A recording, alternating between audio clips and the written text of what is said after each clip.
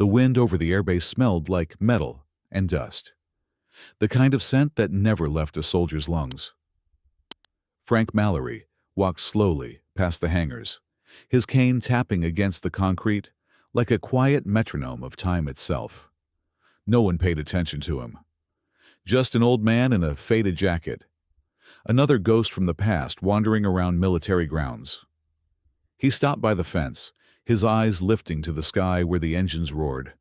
New jets, new technology, new world. All so different from the machines he once flew, and yet something inside him stirred. A young officer approached. "Sir, you are not authorized to be here," he said sharply. Frank smiled faintly. "I was authorized here before you were born, son." The officer frowned, confused for a moment. Then he noticed the patch on Frank's sleeve, the insignia of the 27th Airborne Division, the unit that had vanished from all military records. Before the officer could respond, a black SUV pulled up. Out stepped General Clayton Ross, tall, confident, but visibly shaken when he recognized the man before him. "Mallory," he said, almost whispering, "you're supposed to be dead." "Suppose I never got around to it," Frank replied. Ross turned to the officer. "Leave us." When they were alone, the general's expression hardened. "Why are you here?" "I didn't come to stir ghosts," Frank said quietly. "But it looks like the ghosts came first." He handed Ross a small envelope, unmarked, sealed. Ross opened it. Inside, an old photograph. 5 men in winter uniforms standing in the snow, one of them bleeding from his leg. In the corner, a handwritten note. "Operation Snowline, January 1985. Ross froze. "That's impossible. That mission never existed." Frank's eyes were cold. "Yeah, that's what they told us too." Later that evening, inside the general's private quarters, Ross poured 2 glasses of whiskey. Neither of them spoke for a long while. When Frank finally did, his voice was low, rough, carved by years of silence. "They tried to erase it, Clay. The mission, the people, the truth. But someone's digging again," Ross sighed. "Why now?" "I don't know. But 3 weeks ago someone tried to break into my house. Didn't take money, didn't touch the safe. Only went for that photo." Ross looked up. "And you think—" "I don't think, I know." Frank's voice was steady. "They're looking for evidence, for witnesses, for us." Ross rubbed his temples. 40 years. Frank. 40 damn years since Snowline. Half the people involved are dead. "Which makes the other half targets," Frank replied. The next morning, an emergency meeting was held in the command center. Ross sat at the head of the table. Beside him, Frank in his old jacket, a relic among soldiers. "This man," Ross began, "is Sergeant Major Frank Mallory. If any of you think this is a joke, think again. He's the reason I'm alive." The room went silent. You could almost hear the hum of the air conditioning. Frank opened a worn notebook and laid it on the table. Maps, coordinates, and radio codes filled the pages. "This is everything I remember from that mission," he said. "And if they're after it, it means someone wants to bury what we survived." A young intelligence officer leaned forward. "Sir, with all due respect, what exactly happened out there?" Frank looked at him, a gaze that could cut through arrogance. "What happened?" He paused, then said quietly, "Everything they said didn't." When the briefing ended, Ross escorted Frank outside. The general looked older than he had yesterday. "They'll come for you again," Ross said. Frank adjusted his coat. "They already have, but this time, I'm not hiding." Ross looked at him for a moment, then nodded. "Then neither am I." That night, Frank stayed in an old motel near the airfield. He couldn't sleep. The ticking of the clock sounded like distant gunfire. He turned the photo in his hand. 5 faces stared back. 5 men who should have been remembered, but were written out of history. He whispered to the empty room. If history forgot us, maybe it's time we remind it. The next day, the base was buzzing. Something had shifted. Files once sealed were being whispered about in corridors. Officers exchanged glances, like they were sharing a dangerous secret. Frank Mallory walked through the hangar again, slower this time. He stopped near an old Apache helicopter on display, a museum piece now. He touched the cold metal, and for a moment, it all came rushing back. The roar of engines, the screams in the headset, the chaos in the snow. Behind him, footsteps. General Ross. He stood beside Frank, hands behind his back. Still remember the controls? I remember the sound, Frank said softly. When it stopped, I knew we were alone. Ross exhaled, staring at the horizon. You think this is about revenge?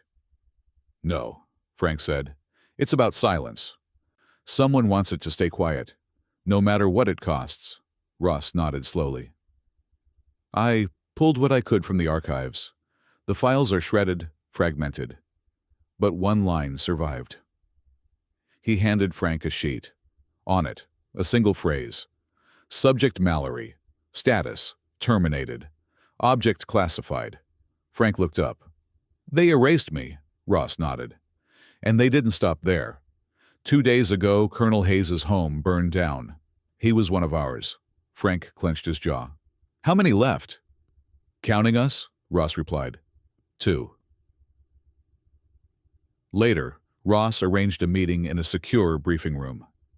He and Frank sat across from a young intelligence officer named Avery Cole, one of the few people Ross trusted.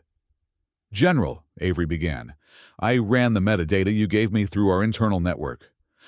Whoever accessed the Snowline files used a high-level clearance code, one that doesn't exist anymore. Frank raised an eyebrow. How's that possible? Because the code was deleted 20 years ago, Avery said. It belonged to someone who's officially dead. Ross leaned forward. Who? Avery hesitated. Garrett Armitage. Frank froze. The name hit him like shrapnel. He remembered the man, signal operator, always calm, always recording everything. He'd vanished after the operation, presumed dead. He's alive, Frank muttered. Ross stared at Avery. Find him. Avery nodded. Already on it, but you should know. His name's attached to several defense contracts through a private company in D.C. What's the company? Armitage Systems. That night, Frank sat in his motel room, staring at the wall.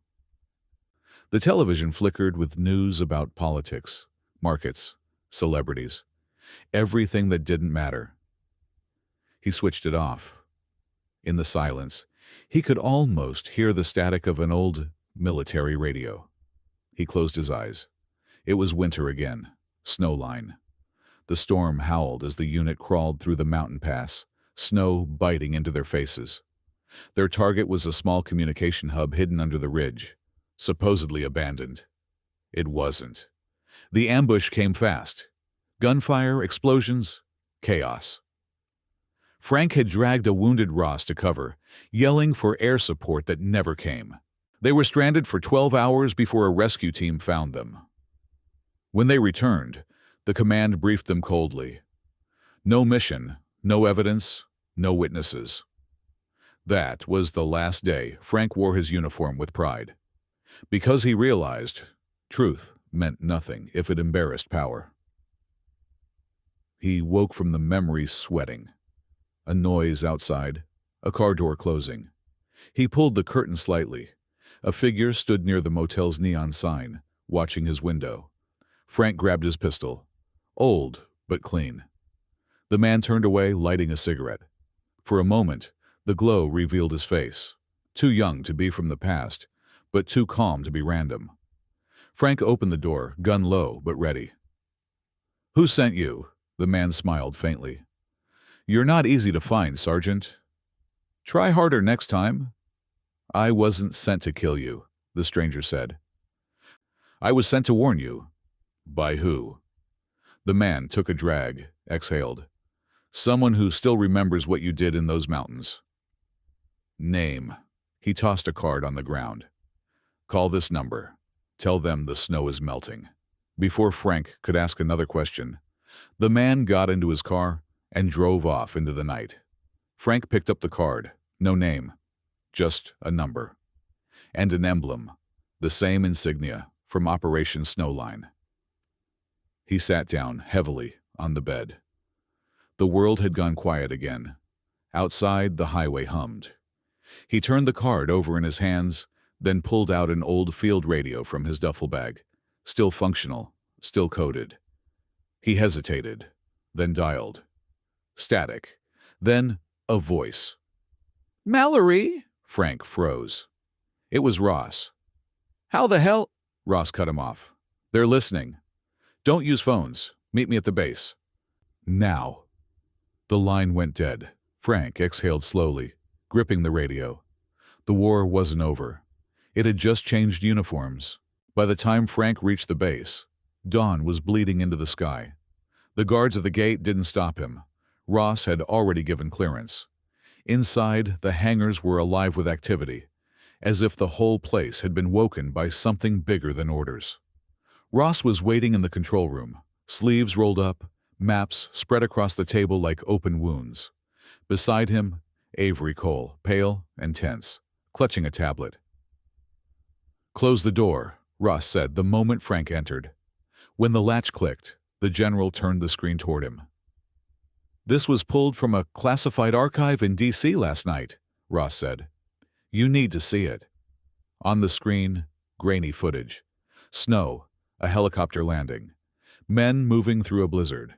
And then, Frank saw himself, his younger face, bloodied and desperate, shouting into a radio.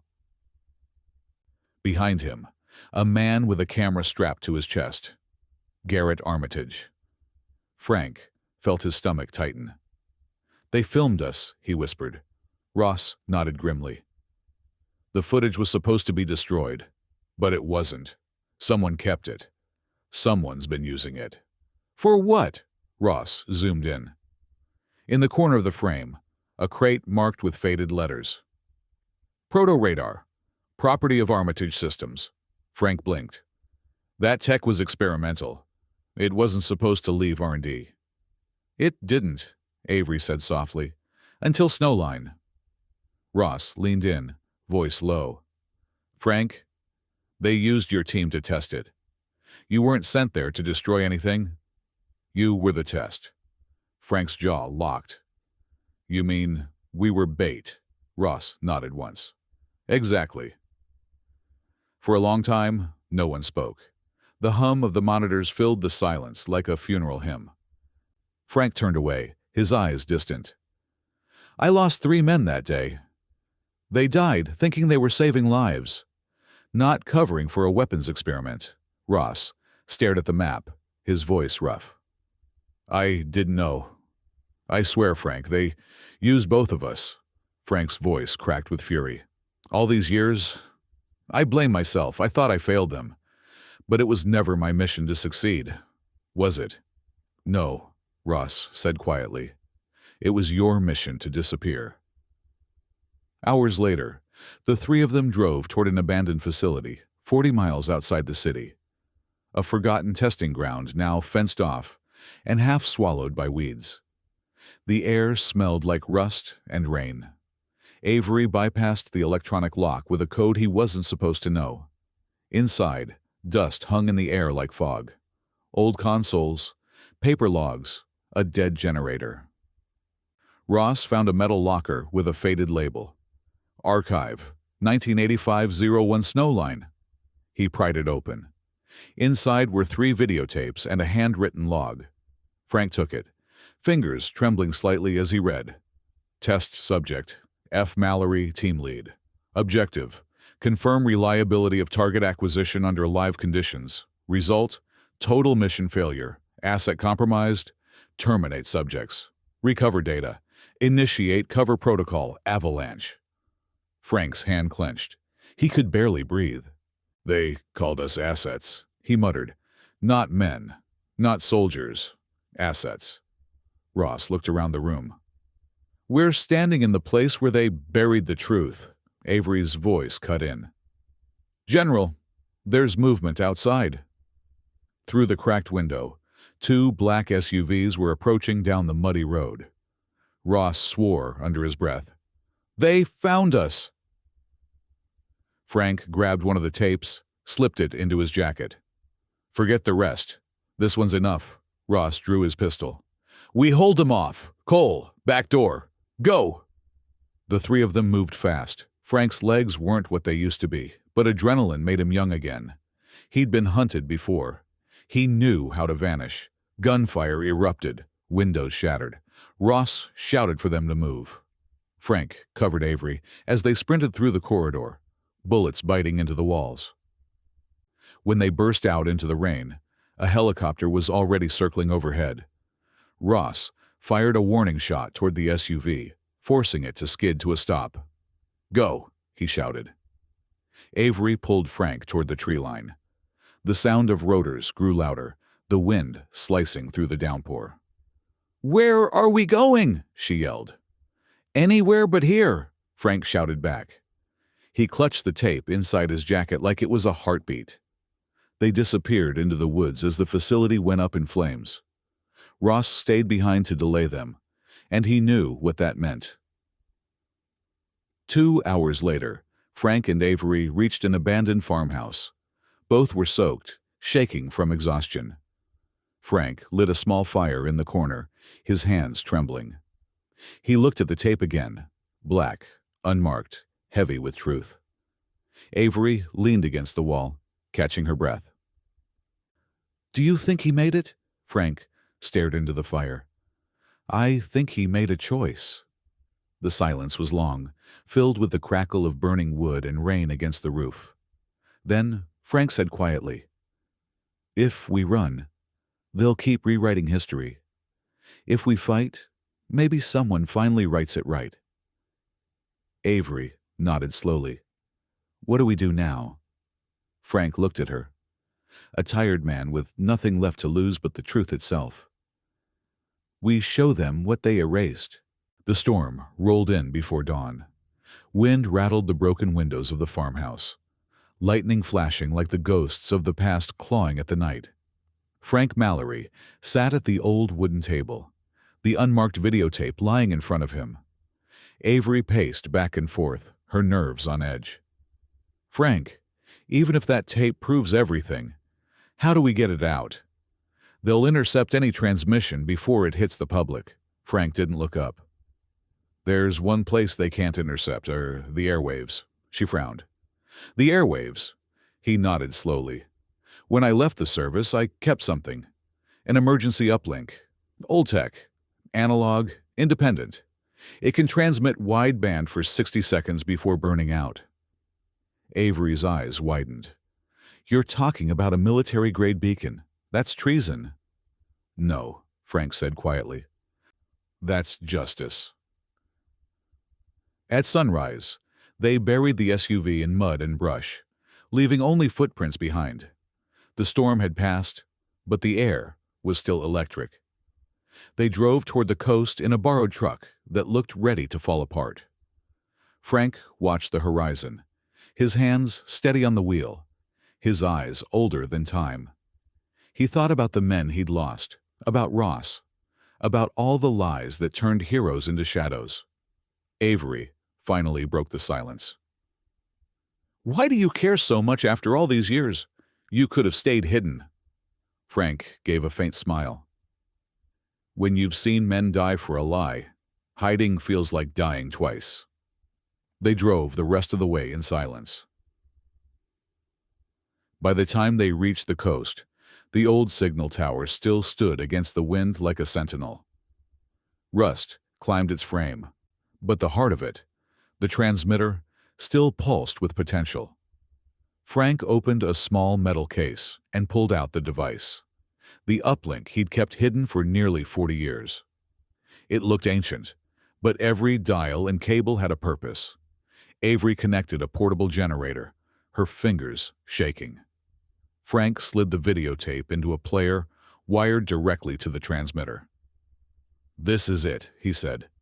Avery hesitated. "Once we do this, there's no going back." He looked at her, calm and certain. There was never a way back. They powered the generator. The hum filled the tower, a low mechanical heartbeat that grew louder with each second. Frank flipped the final switch. The tape began to play. Static first. Then the image appeared. Snow, chaos, gunfire, men yelling. The truth, finally breathing again. Frank's voice was steady as he spoke into the mic. "This is Sergeant Major Frank Mallory, 27th Airborne. Operation Snowline was real. They erased it. They erased us. But you can't erase what happened. If you're hearing this, remember our names." Avery watched the signal bar climb. 20%, 40%, 60%. Outside, headlights approached fast, black vehicles cutting through the rain. "Frank," she shouted, "they're here." He nodded, unmoving. "Keep it running." Bullets tore through the walls. Frank ducked behind the console, returning fire with a sidearm that looked like it belonged in a museum. Avery tried to shield the generator. Sparks flying around her. 90%. 95%. The soldiers burst in. Frank stood his ground. He was outnumbered, outgunned. But for the first time in decades, he wasn't afraid. He fired one last shot, not at them, but at the transmitter's overload fuse. A blinding flash. The signal burst across every open frequency for 61 seconds. Then, silence. When the smoke cleared, the tower was nothing but twisted steel. Military vehicles surrounded the site, but there was nothing left to seize. The feed was gone, already out there in the world. 3 hours later, across hundreds of screens, the broadcast appeared. News anchors interrupted programming. Veterans recognized the faces. Families of the forgotten cried at their kitchen tables. The government tried to deny it, but you can't deny ghosts. Weeks passed. The video spread faster than they could contain it. Declassified files began leaking. Investigations reopened. The name, Operation Snowline, became a scar written into the nation's conscience. And one morning, in a small veterans cemetery overlooking the coast, a new gravestone appeared. No one saw who placed it there. The engraving was simple.